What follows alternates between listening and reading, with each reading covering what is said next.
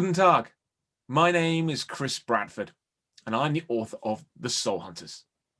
I'm also the author of the best-selling Bodyguard series and the 9-book epic Samurai. Today, I have the pleasure of speaking to you about my new Soul Hunters series. I'm going to give you an exclusive reading from this book, then answer some of your questions. But before that, let me introduce you to the concept of the Soul Hunters.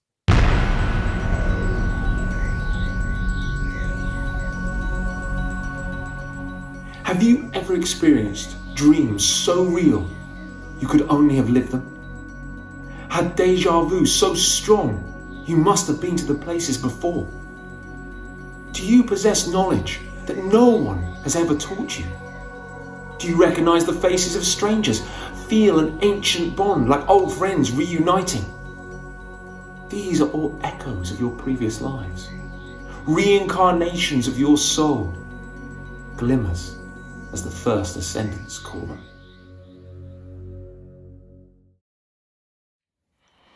In The Soul Hunters, a young girl is rescued from ritual sacrifice in the year 2500 BC. A slave of the Roman Empire kidnaps a child. A samurai duels for her life against a deadly ninja. A sheriff pursues an American Indian in the lawless Wild West. A nurse in World War II heals a dying soldier. And a teenager called Genna is attacked by a hooded gang in a city park. All are connected. All are one. All are hunted by the incarnates. The Soul series is a high-concept, action-packed reincarnation thriller. Think Terminator meets Highlander meets Lara Croft. If you enjoyed my Bodyguard or Samurai series, then you'll simply love Soul. Just remember, death is only the beginning.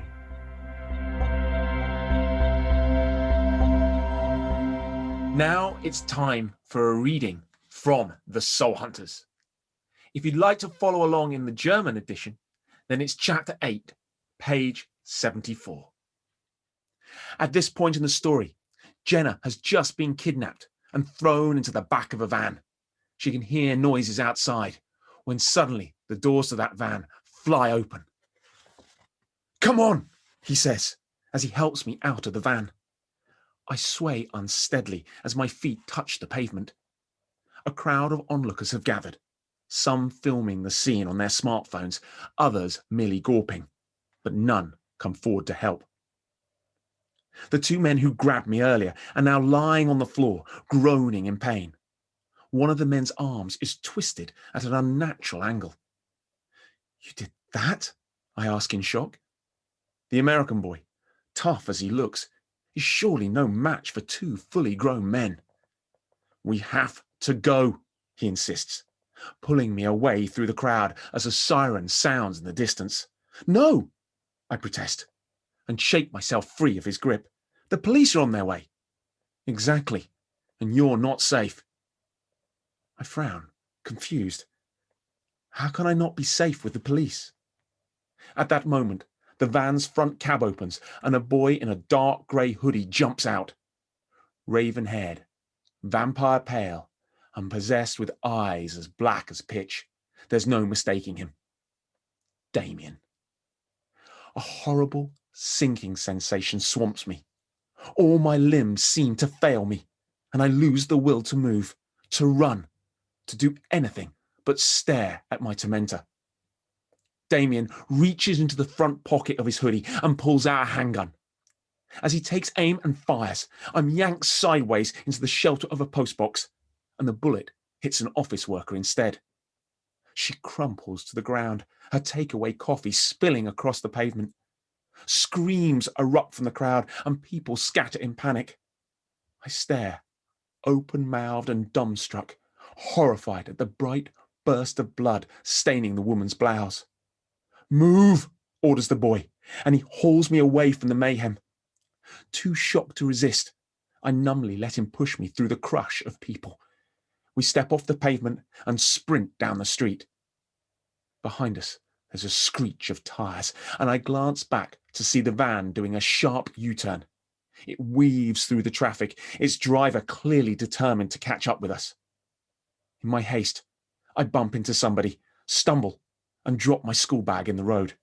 "Leave it," the boy orders, as I turn back to retrieve it. "But it has my phone in," I protest. "I only just got it. My parents will kill me." "You'll be dead anyway if you don't move," the boy snaps, dragging me away by the arm. Abandoning the bag, I race after him, my feet pounding on the tarmac, my breath ragged in my throat, my heart thudding in my chest. The roar of the van's engine is growing louder. The boy cuts left into the street market, and we duck under a yellow and black no-entry barrier.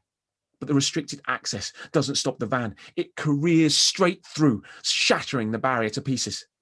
Still, the boy urges me on, zigzagging a path through the stalls and shoving people out of our way.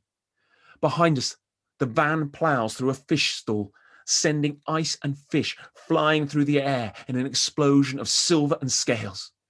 Damien, or whoever is driving the van, appears intent on mowing us down, whatever the cost. Just as we near the end of the market, a loose curbstone trips me up and I fall to my knees. The boy helps me back on my feet, but it's too late. The van is almost on top of us. He wraps his arms round my head and shoulders in an attempt to protect me, and screwing my eyes shut, I brace myself for the impact. And if you want to find out what happens next, you're going to have to read on. For Genna, death is only the beginning.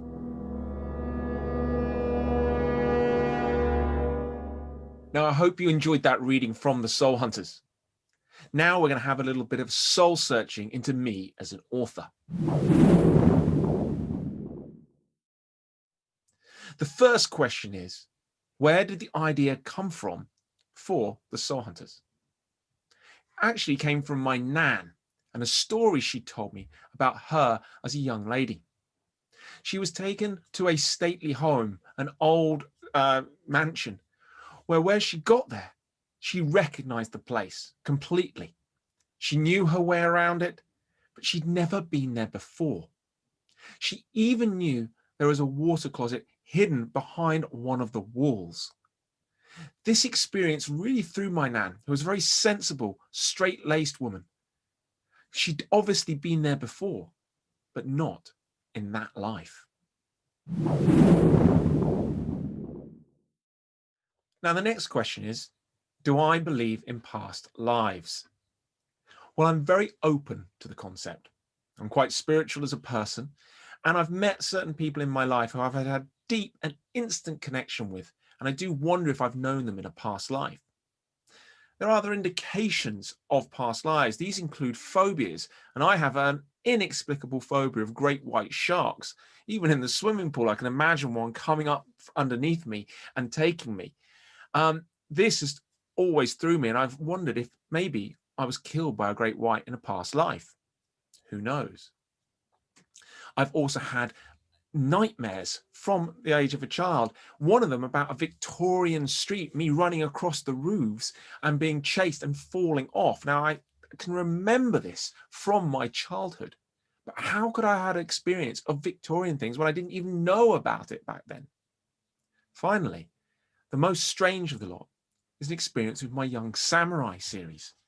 Now, in this series, I created a school where Jack goes to train as a samurai. I imagined a courtyard with gravel, a hall of lions where they trained, a hall of butterflies where they slept, and the Butsuden. Now, this is the place where they did their esoteric training. When I visited Japan to further research my books, I was taken by a guide to a place called the Shoshazen Engoiji Temple near Himeji Castle. And this place was exactly like the school I had written about and imagined in my Young Samurai series. I had tears in my eyes when I entered this place. It was like entering my own head. At the time, I just thought it was a coincidence. Now, maybe I had a past life as a samurai. Again, who knows? But for me as an author, It's an extremely exciting concept to explore reincarnation and use that as a tool for my characters, Genna and Phoenix.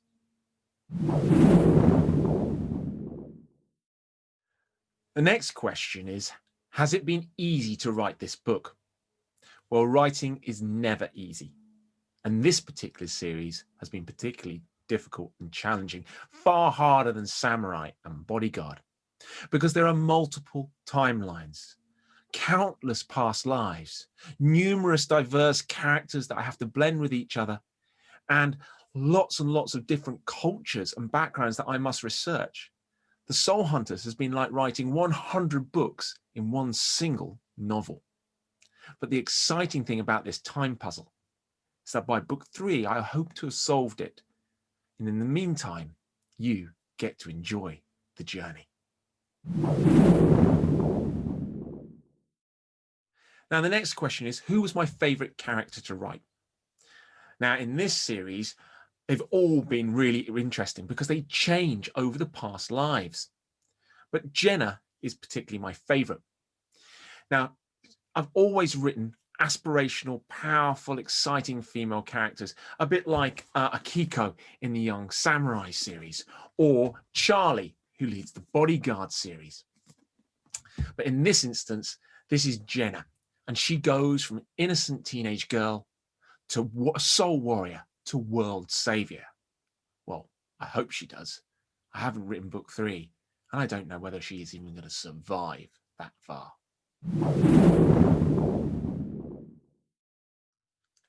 The next question is, what research have I done for this series? Well, I'm known for being a method writer. For my Young Samurai series, I trained in samurai swordsmanship, karate, and ninjutsu. For the Bodyguard series, I went and trained and qualified as a professional bodyguard.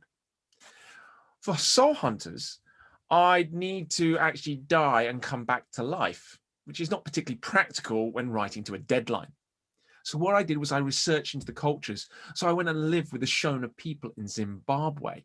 I went and trekked the Inca Trail, and I went and meditated in a Zen Buddhist temple in Japan. All these things I bring to the book to bring it to life.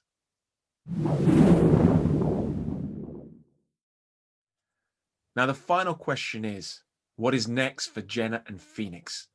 Well, there are 2 more books in the series, The Soul Prophecy and The Soul Survivor.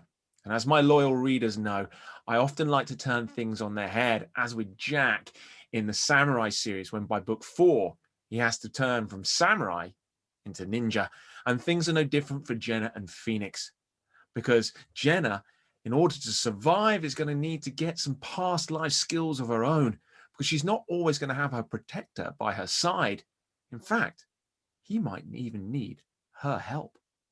So you've got a very exciting, thrilling, and dangerous journey ahead.